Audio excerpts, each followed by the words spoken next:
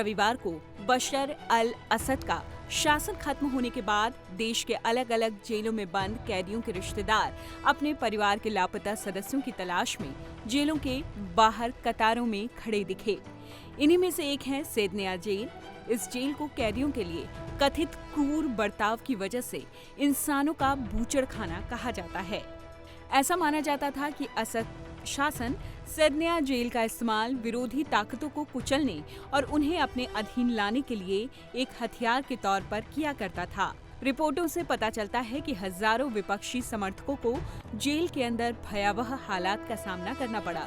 इसी वजह से ये जेल दुनिया भर में कुख्यात है।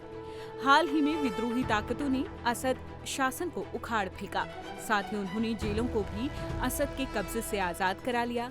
इसके बाद कई लोग सालों की नजरबंदी के बाद आखिरकार अपने परिवार से मिल सके।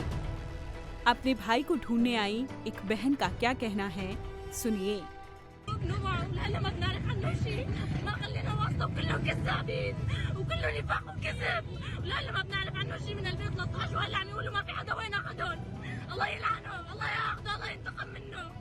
सेदनिया जेल के अंदर यातना, यौन दुर्व्यवहार और सामूहिक फांसी दिए जाने की भयंकर कहानियां सामने आई हैं। ऐसा माना जाता है कि सिर्फ 2011 से 18 के बीच इस क्रूरता की वजह से लगभग 30,000 बंदियों की मौत हो गई। जेल का इस्तेमाल राजनीतिक कैदियों, विपक्षी सदस्यों और असद शासन का विरोध करने के लिए आरोपित व्यक्तियों को कड़ी सुरक्षा के बीच बंदी बनाकर रखने के लिए किया गया था।